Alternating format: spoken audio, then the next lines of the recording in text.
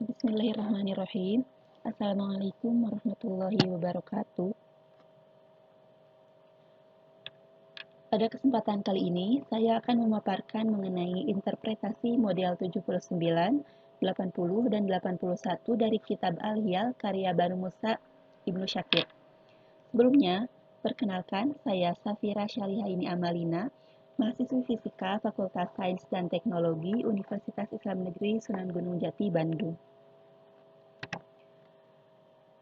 Sebelum saya mulai memaparkan mengenai interpretasi modul dari Kitab Al-Hiyal ini, mari kita berkenalan terlebih dahulu dengan Banu Musa Ibnu Syakir. Banu Musa bersaudara merupakan putra dari Musa Ibnu Syakir. Banu Musa terdiri dari 3 bersaudara, yaitu putra pertamanya bernama Abu Ja'far Muhammad Ibnu Musa Ibnu Syakir. Beliau hidup pada tahun 803 sampai 837. Dan beliau ini memiliki keahlian khusus di bidang astronomi, teknik, geometri, dan fisika. Putra keduanya bernama Ahmad bin Musa Ibnu Syakir. Ahmad ini memiliki keahlian khusus di bidang teknik dan mekanik. Dan putra ketiganya bernama Al-Hasan bin Musa Ibnu Syakir, yang diperkirakan beliau hidup pada tahun 810 sampai 873. Dan Al-Hasan bin Musa Ibnu Syakir ini memiliki keahlian yang sangat dikuasainya, yaitu bidang rekayasa dan geometri. Banu Musa bersaudara adalah ilmuwan yang sangat aktif berkegiatan di Bait Al-Hikmah, Baghdad. Bait Al-Hikmah ini merupakan sebuah tempat yang terkenal dengan perpustakaan dan penerjemahan beragam ilmu pengetahuan. Salah satu karya dari Banu Musa bersaudara ini yang sangat bernilai tinggi adalah Kitab Al-Hiyal atau Kitab Perangkat Mekanik. Nah, inilah Kitab Al-Hiyal atau dalam bahasa Inggris dinamakan The Book of Ingenious Device, atau dalam bahasa Indonesia adalah Kitab Alat-alat Pintar. Di gambar sebelah kiri ini merupakan cover dari The Book of Ingenious Device atau Kitab Al-Hiyal yang sudah diterjemahkan oleh Donald R. Hill. Di kitab ini berisi 100 rancangan alat-alat mekanik karya Banu Musa bersaudara, di antaranya 7 model rancangan air mancur, katup, lampu badai, lampu otomatis, tekanan diferensial, dan masker gas. Mari kita masuk ke interpretasi model yang pertama, yaitu model 79. Dapat kita lihat di gambar sebelah kiri, gambar ini merupakan rekonstruksi dari kitab asli yang ditulis oleh Banu Musa, yaitu di manuskrip Kitab Al-Hiyalnya sendiri. Sedangkan gambar sebelah kanan adalah rekonstruksi ulang yang sudah dibuat oleh Donald R. Hill. Nah, pada model 79 ini, Banu Musa membuat sebuah alat untuk mengalirkan suatu cairan, baik itu berupa anggur, air, ataupun bisa cairan lain, secara otomatis. Nah, rangkaian alatnya, Banu Musa menempatkan sebuah bejana besar, bejana ABJQ, dan sebuah bak di luar bejana itu dalam satu bidang horizontal. Nah, bak ini terhubung dengan bejana melalui pipa ZS. Melalui pipa ini, dan pipa ZS ini terhubung ke dalam tangki yang ada di dalam bejana. Dalam bejana ini dibagi oleh sebuah plat atau piringan, yang piringan ini diberi lubang, dan lubangnya dihubungkan juga dengan keran. Nah, keran ini berfungsi nantinya adalah untuk mengalirkan air ke mulut patung. Nah, ya, Banu Musa juga dalam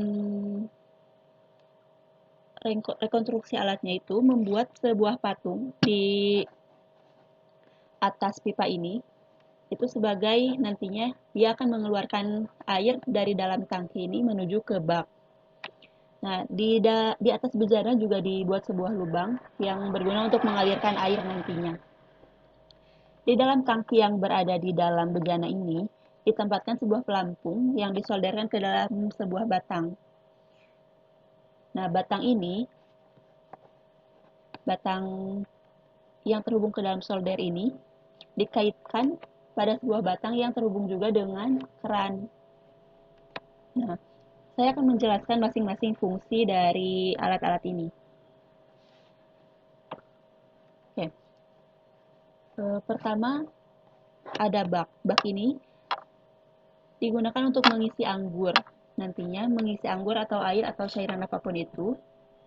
Dan dari dari bak ini nantinya akan mengalir air ke dalam tangki. Tangki ini juga untuk menampung air. Nanti ketika tangki diisi oleh air, maka akan menaikkan pelampung. Pelampung ini berguna untuk membuka dan menutup keran secara otomatis.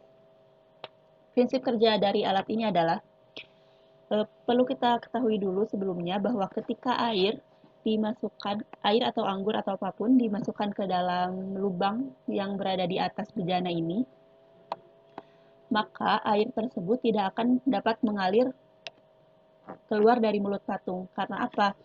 Karena tidak ada satupun yang dapat menggerakkan atau membuka maupun menutup tangki ini, sehingga tidak akan ada cairan yang masuk ke dalam tangki kecil ini, dan otomatis tidak akan ada air atau cairan yang keluar dari mulut patung.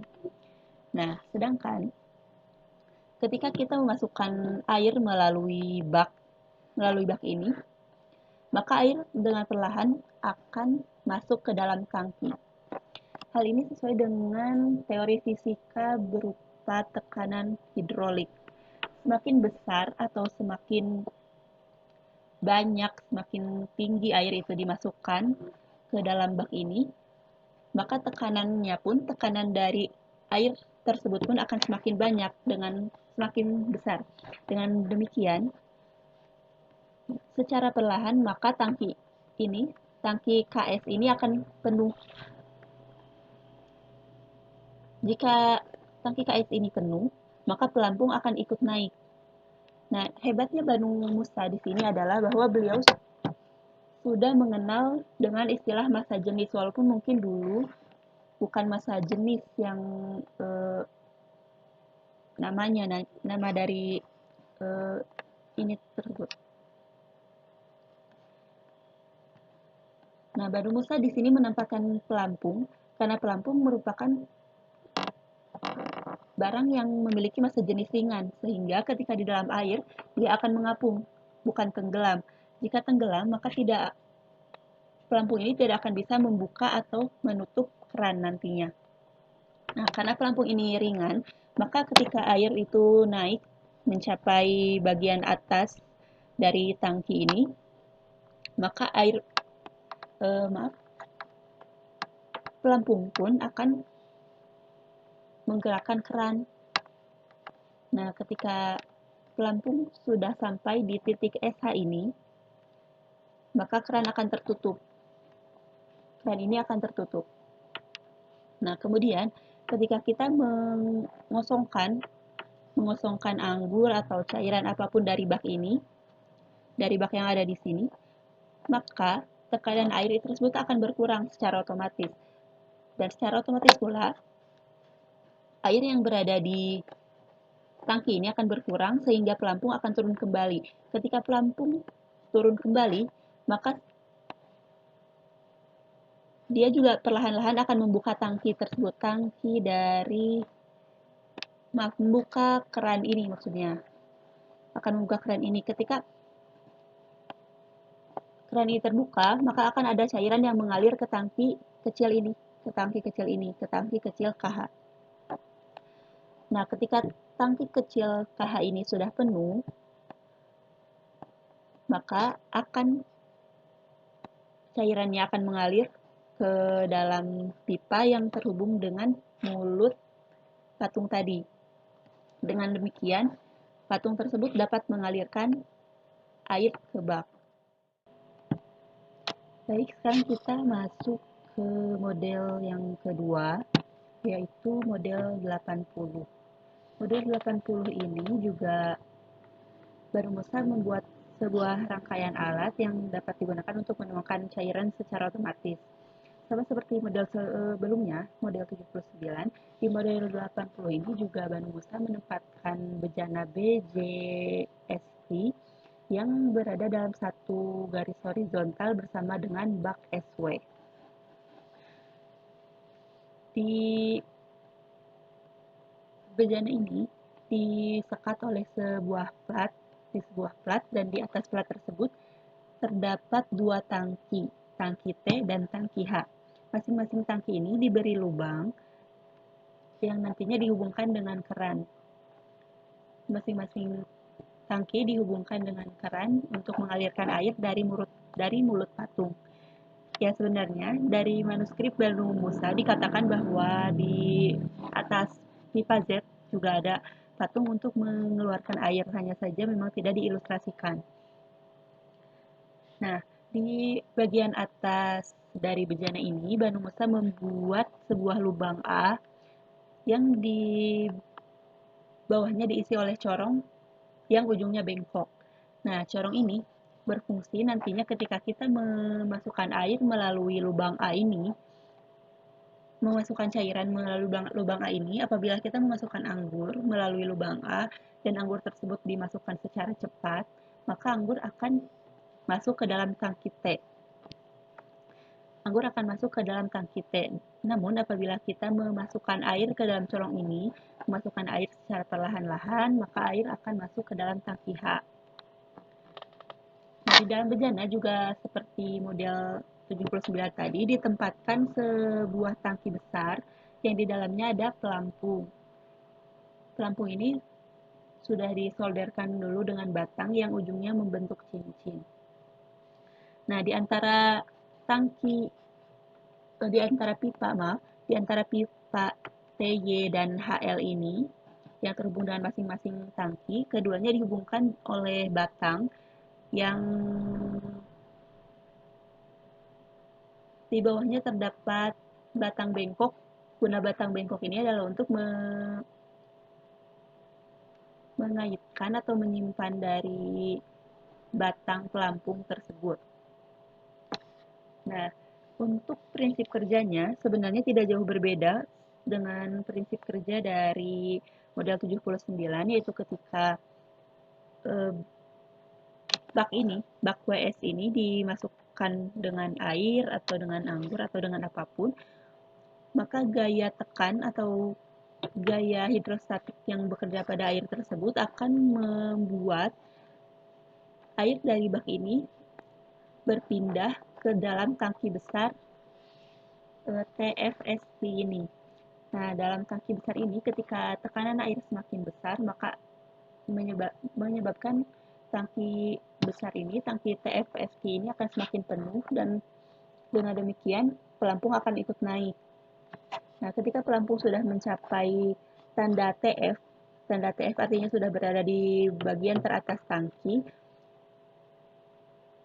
maka pelampung tersebut akan menutup keran secara otomatis, akan menutup keran dari tangki T dan tangki H secara otomatis. Namun, apabila ketika bak dari SW ini dikosongkan dari air, dari cairan apapun itu, maka tekanan yang tadinya berguna untuk menaikkan air yang berada di dalam tangki besar, yang ada di dalam tangki besar TFSQ ini akan perlahan-lahan menyusut, tekanannya akan semakin sedikit, maka pelampungnya akan turun, dan seiring dengan turunnya pelampung, maka keran pun akan terbuka. Nah, jika kita ingin pada rangkaian alat ini, suatu waktu dia akan mengalirkan air atau suatu waktu akan mengalirkan anggur, maka alat ini juga bisa dimodifikasi dengan cara menyetel alat ini sedemikian rupa supaya ketika satu keran terbuka, keran yang lainnya menutup. Nah, apabila kita ingin yang keluar dari mulut patung ini berupa campuran dari keduanya, yaitu campuran dari anggur atau air misalnya, maka pipa Z ini tidak usah dibuat dua. Jadi kita menyatukan pipa Z ini menjadi satu, yaitu agar nanti yang keluarannya dapat berupa bersumber dari tangki T dan bersumber dari tangki H, sehingga nantinya akan bercampur dan keluar menjadi satu.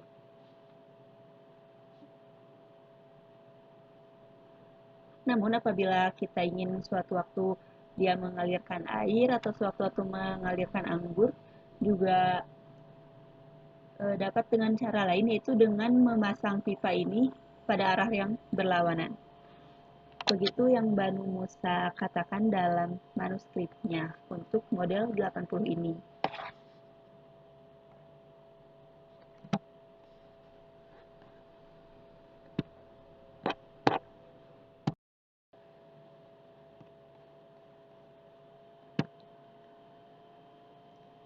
Ya, saya akan menjelaskan model yang terakhir, yaitu model 81 dari Kitab Ahyal karya Banu Musa Ibnu Syakir. Nah, pada dasarnya, sebenarnya model 81 ini sama seperti model 79, rangkaian alatnya sama seperti model 79. Hanya saja, jika pada model 79 hanya ada satu tangki, hanya ada satu kran, hanya ada satu bak, maka pada model ini akan ada dua bak, juga ada dua tangki besar, dan ada dua keran. Kemudian anggur yang dialirkan bukan keluar tapi ke dalam tangki. Nah, pada model ini, seperti model-model sebelumnya, Banu Musa juga menempatkan sebuah bejana, yaitu bejana MXWA, sejajar di bidang horizontal dengan dua bak, yaitu bak T dan bak S, yang masing-masing disimpan di kanan dan kiri bejana tersebut. Masing-masing bejana terhubung dengan tangki melalui pipa. Pipa W atau tangki W terhubung dengan bak T, dan tangki A terhubung dengan bak S. Di dalam bejana seperti biasa juga disimpan dua tangki, yang kali ini ketinggian tangkinya sedikit lebih tinggi daripada bak yang berada di luar bejana. Di dalam tangki juga disimpan pelampung yang sudah disolder dengan batang. Nah, bejana MXWA ini dibagi oleh suatu plat atau suatu piring, yaitu piring SL, dan di piring SL ini dibuat dua buah lubang, yang lubang tersebut akan digunakan untuk menyimpan keran. Di masing-masing keran juga dipasangkan sebuah batang yang bengkok untuk mengaitkan atau untuk menyangga dari pelampung yang ada di bawah tangki. Nah, prinsip kerjanya adalah ketika ada suatu cairan yang dimasukkan ke dalam lubang J yang berada di atas tangki ini, maka tidak akan ada sedikit pun cairan, baik itu anggur atau air lainnya, dia tidak akan mengalir dari bak tersebut ke dalam tangki, karena tidak ada satupun komponen yang dapat menggerakkan keran untuk membuka dan menutup, sehingga tidak akan ada anggur ataupun air yang mengalir. Namun, ketika kita memasukkan air ke dalam bak T dan bak S, maka dengan demikian tangki W dan A akan penuh dengan perlahan-lahan. Tangki T akan mengalirkan airnya bak T akan mengalirkan airnya ke tangki W, dan bak S akan mengalirkan airnya ke tangki A. Seiring dengan kenaikan air tersebut, maka pelampung yang ada di dalam tangki juga akan mengalami kenaikan posisi. Saat kenaikan pelampung sudah mencapai atau tingginya sudah sama seperti tinggi bak yang berada di luar bejana, maka pelampung tersebut akan menutup keran yang berada di plat S dan SH itu. Nah, namun ketika anggur atau air diekstraksi atau dikosongkan, maka dengan secara otomatis pelampung pun akan ikut turun, dan saat pelampung mencapai titik tengah antara SH dan W, pelampung itu akan membuka keran sehingga akan ada air yang masuk melalui pipa ini, pipa H dan pipa T. Kemudian pipa T akan dapat mengalirkan air menuju tangki A dan pipa H akan mengalirkan air menuju tangki W. Ketika air di dalam bak T dan bak S habis, maka pelampung akan mencapai dasar dari tangki, yaitu berada di posisi W dan A. Dengan demikian, keran akan tertutup kembali. Nah, jika salah satu tangki, misalkan tangki W ini masih penuh dan tangki S sudah kosong, maka tangki S ini bisa diisi kembali oleh anggur ataupun cairan lain dengan melalui perantara dari tangki W.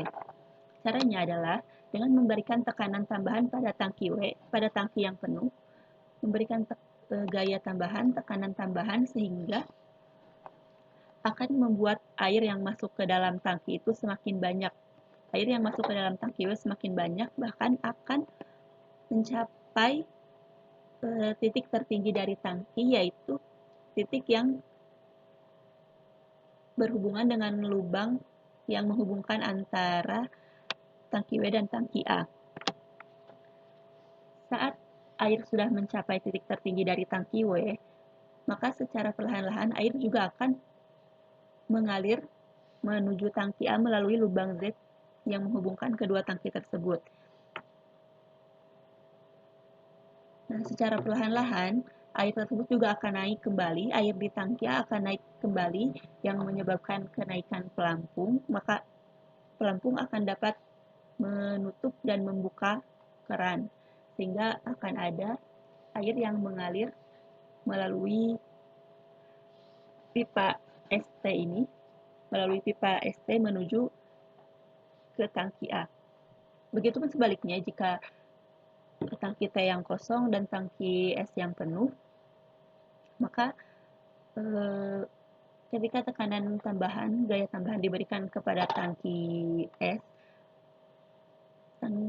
kepada bak S, maka bak S akan mengalirkan air menuju tangki A dan tangki A akan mengalirkan air menuju tangki W, begitu seterusnya. Jadi sebenarnya model ke-80 ini sama seperti model ke-79. Hanya saja seperti yang sudah saya katakan di awal tadi, di sini terdapat 2 bak dan juga 2 tangki, dan kemudian keluaran dari airnya menuju keran, bukan menuju bak.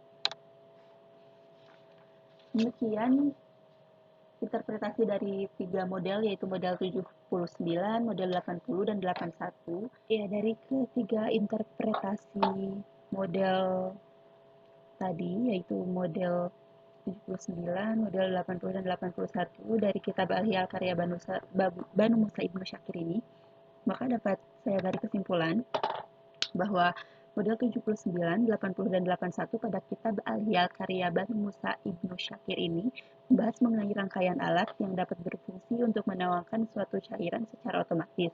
Dan pada umumnya, prinsip kerja alat pada ketiga model ini sama, yaitu dengan memberikan tekanan pada bak dengan cara menambahkan air yang menyebabkan pelampung naik dan dapat menutup keran.